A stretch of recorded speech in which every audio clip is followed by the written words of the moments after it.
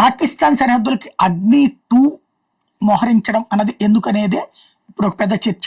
దానికి తోడు వెంటనే ఇటు పాకిస్తాన్ అధ్యక్షుడు జర్దారి భారత్ మా మీదకి యుద్ధానికి వస్తుందని చెప్పడం సంచలనం రేపుతోంది.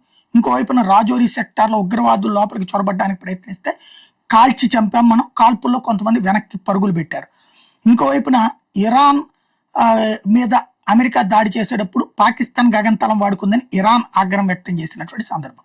ఒకవేళ ఇరాన్ ఏమన్నా పాకిస్తాన్ మీద దాడి చేస్తుందన్న సమాచారంతో ఆ సందర్భంలో ఏదన్నా వెపన్స్, డ్రోన్స్, మిస్సైల్స్ వాళ్ళకి సరిగ్గా GPS లేదు కాబట్టి దారి తప్పి మన దేశం వైపుకి చొరబడే అవకాశం ఉందన్న ఉద్దేశంతో మోహరింపులు చేస్తున్నారా, లేకపోతే జర్దారి చెప్పినట్టు ఏదైనా అటాక్ జరగబోతోందా, లేదా సరిహద్దుల్ని పద్దాక తరలించుకోవడం కంటే సరిహద్దుల్లో ఆయుధాలు పెట్టడం మంచిదన్న ఉద్దేశంతో అక్కడ మోహరిస్తున్నారా అని తేలాల్సి ఉంది.